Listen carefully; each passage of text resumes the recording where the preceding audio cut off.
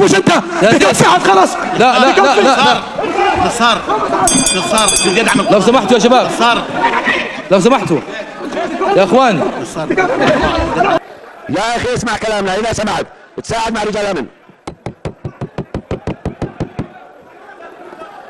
يا لا حول الله. النظام بيدعم القضاء يا نصار. الامين العام، الامين العام، الامين العام. طيب اسمع رئيس الوزراء، يا شباب، الشباب اللي بالشرفات ارجو المحافظه على الهدوء يا اخوان.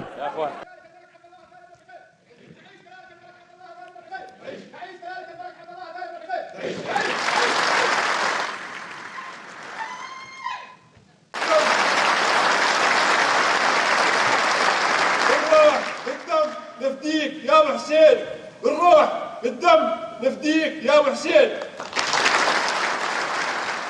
بسم الله الرحمن الرحيم، والصلاة والسلام على سيدنا محمد النبي العربي الهاشمي الأمين.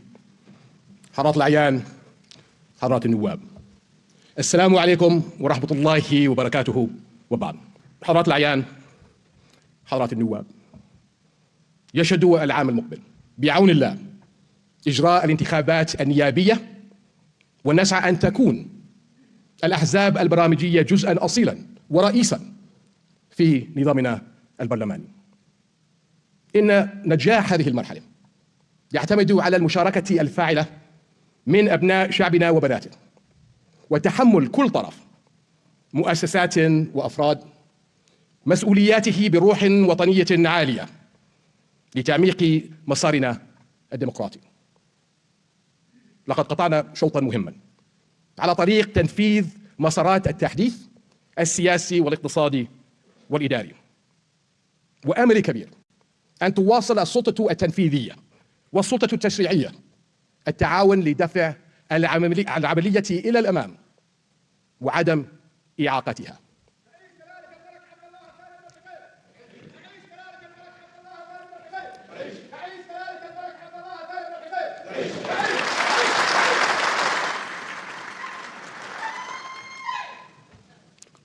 لأن شعبنا يستحق مستقبلا أفضل، وإذ أرى أن المرحلة المقبلة تستدعي ضخ دماء جديدة لتنفيذ التحديث، فإنني أدعو جميع مؤسسات الدولة والقيادات لدعم الشباب والنساء والأخذ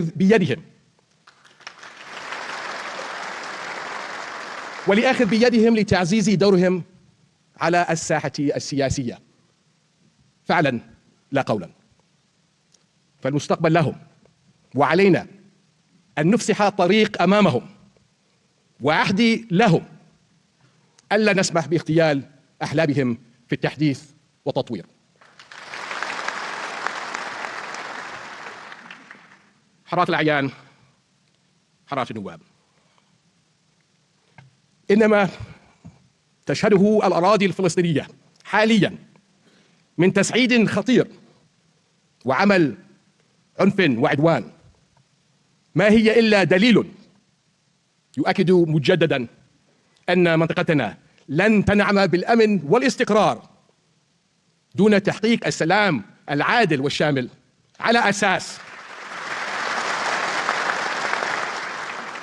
أساس حل الدولتين، ليحصل الشعب الفلسطيني على دولته المستقلة ذات السيادة على خطوط 4 من حزيران عام 1967، وعاصمتها القدس الشرقية. بالروح بالدم نفديك يا ابو حسين، بالروح بالدم نفديك يا ابو حسين. وتنتهي دوامات القتل التي يدفع ثمنها المدنيون الأبرياء. فلا أمن ولا سلام ولا استقرار من دون السلام العادل والشامل الذي يشكل حل الدولتين سبيله الوحيد. وستبقى بوصلتنا فلسطين، وتاجها القدس الشريف، ولن نحيد عن الدفاع عن مصالحها وقضياتها العادلة حتى يستعيد الشعب الفلسطيني حقوقه كاملة لتنعم منطقتنا وشعوبنا كلها بالسلام الذي هو حق وضرورة لنا جميعا. أقسم بالله صحيح إذا كنت تحب الله اشترك في قناة مناظر وضع إعجاب للفيديو الآن، وإذا كنت كافرا فتجاهل لي.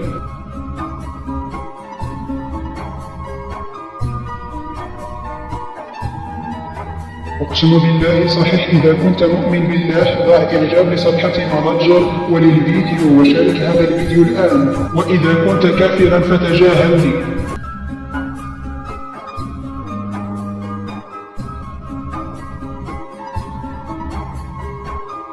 يوجد هذا الفيديو في قناة مناظر في الغرباء. يوجد هذا الفيديو في قناة مناظر في الغرباء.